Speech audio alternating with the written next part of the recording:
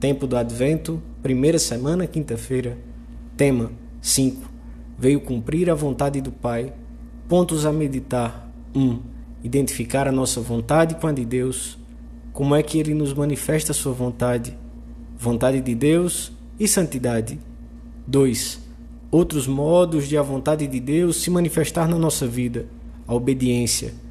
Imitar a Jesus no seu ardente desejo de cumprir a vontade de seu Pai Deus.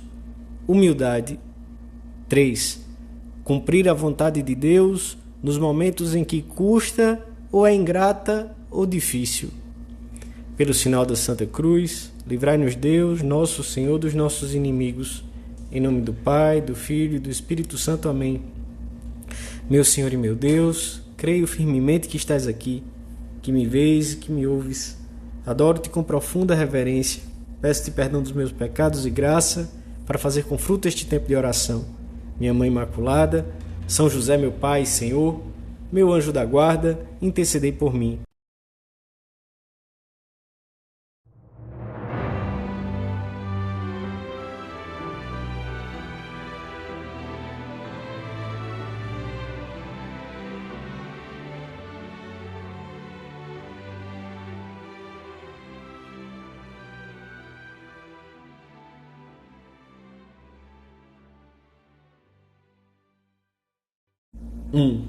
A vida de uma pessoa pode edificar-se sobre alicerces muito diferentes, sobre rocha, sobre barro, sobre fumaça, sobre ar.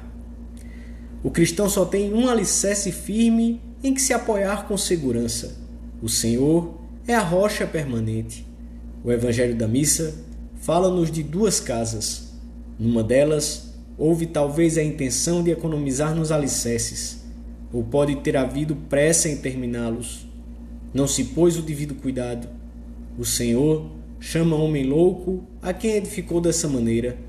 As duas casas ficaram prontas e pareciam iguais, mas tinham alicerces muito diferentes. Uma delas estava apoiada sobre pedra firme, a outra não. Passou algum tempo e chegaram as dificuldades que haveriam de pôr à prova a solidez da construção. Certo dia, desabou um temporal. Caiu a chuva, transbordaram os rios e sopraram os ventos contra aquela casa.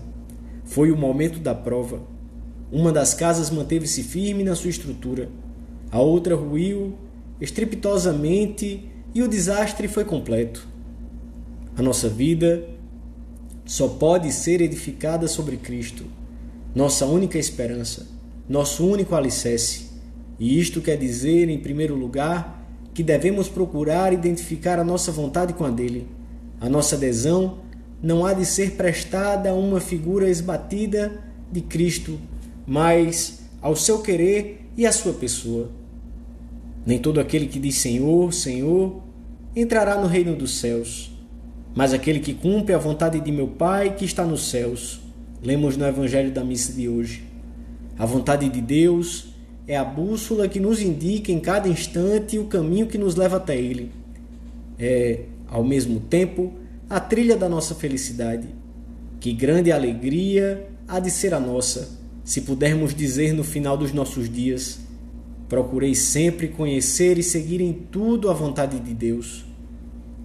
Não nos hão de alegrar tanto os êxitos que tivemos obtido, nem nos hão de importar excessivamente os fracassos e os sofrimentos que tivermos experimentado. O que nos haverá de importar, e muito, será ver se correspondemos ao querer de Deus sobre a nossa vida. Esse querer que umas vezes se manifestou em termos gerais e outras de modo muito concreto, sempre com a suficiente clareza, se não formos cegando a luz da alma, que é a nossa consciência. O cumprimento amoroso da vontade de Deus é ao mesmo tempo o cume de toda a santidade. Todos os fiéis cristãos santificar-se-ão cada dia mais nas condições, ocupações ou circunstâncias da sua vida. E através de todas elas, se aceitarem tudo como proveniente da mão do Pai Celestial e colaborarem com a vontade divina. É aí que se demonstrará o nosso amor a Deus e também o grau da nossa união com Ele.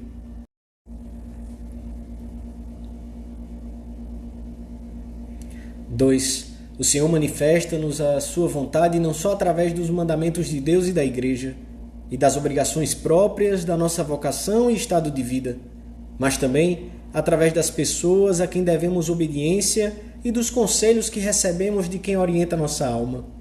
O fundamento último da obediência não está nas qualidades, inteligência, personalidade, experiência, idade, de quem manda. Jesus superava infinitamente Maria e José, era Deus e, no entanto, obedecia-lhes.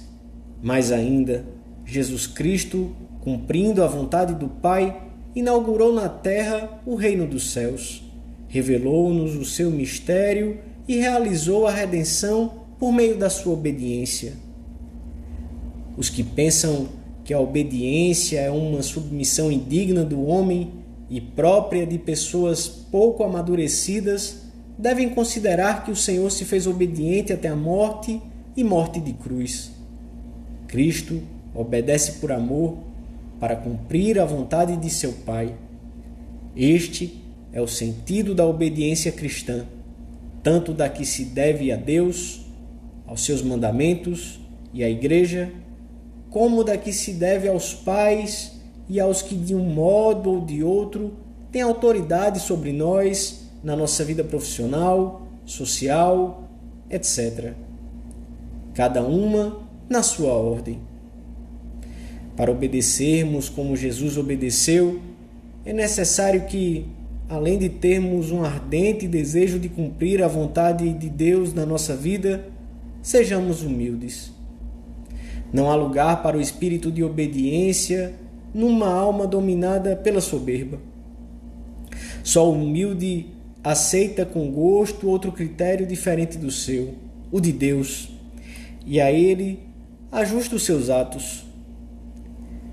Quem não for humilde rejeitará abertamente as indicações que lhe forem dadas ou as aceitará externamente, mas sem lhes reservar um espaço real no seu coração, porque a submeterá à discussão crítica e a limitações e perderá o sentido sobrenatural próprio da obediência. Estejamos precavidos, portanto, visto que a nossa tendência para o egoísmo não morre, e a tentação pode insinuar-se de muitas maneiras. Deus exige que, ao obedecer, ponhamos em movimento a fé, porque sua vontade não se manifesta com aparato ruidoso.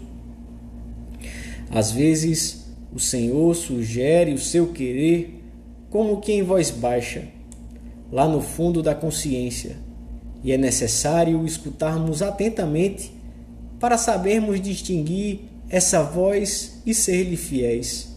Mas, muitas vezes, fala-nos através de outros homens e pode acontecer que, à vista dos defeitos dessas pessoas, ou pensando que não estão bem informadas, que talvez não tenham entendido todos os dados do problema, surja como que um convite para não obedecer. No entanto, o nosso desejo humilde de cumprir a vontade de Deus transporá esse e outros obstáculos que possam apresentar-se à nossa obediência. A humildade dá-nos paz e alegria para realizarmos o que foi mandado até nos menores detalhes. O humilde sente-se alegremente livre ao obedecer. Quando nos submetemos humildemente à voz alheia, superamo-nos a nós próprios no coração e vencemos o egoísmo que nos escraviza. A obediência é indispensável na ação apostólica. Sem obediência, de nada serviriam os meios humanos e o nosso esforço. Tudo seria inútil diante de Deus. De nada serviria aplicar todas as energias de uma vida numa obra humana se não contássemos com o Senhor. Até os aspectos mais valiosos das nossas obras ficariam sem fruto se prescindíssemos do desejo de cumprir a vontade de Jesus. Deus não necessita dos nossos trabalhos, mas da nossa obediência.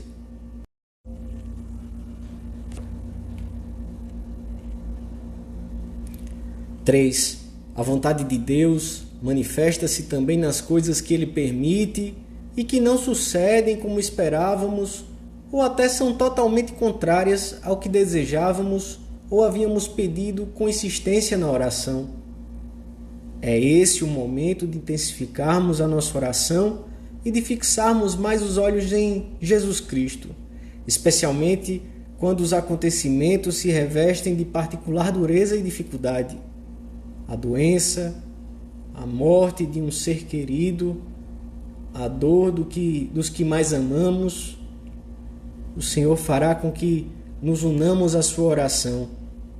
Não se faça como eu quero, Pai, mas como tu queres. Não se faça a minha vontade, mas a tua. Ele quis compartilhar conosco até mesmo aquilo que às vezes a dor tem de injusto e de incompreensível, mas também nos ensinou a obedecer até a morte e morte de cruz. Se alguma vez tivermos que sofrer muito, as nossas lágrimas não ofenderão a Deus, mas deveremos dizer imediatamente: Pai, faça-se a tua vontade. A imagem de Jesus no horto do Getsemane diz-nos-á como proceder nesses momentos. Teremos que abraçar a vontade de Deus sem estabelecer-lhe limites ou condições de nenhum tipo e agarrar-nos a uma oração perseverante. E então diremos interiormente na nossa oração pessoal: Tu o queres, Senhor? Eu também o quero. E virá a paz, a serenidade à nossa alma e à nossa volta. A fé faz-nos ver uma sabedoria superior por trás de cada acontecimento. Deus sabe mais.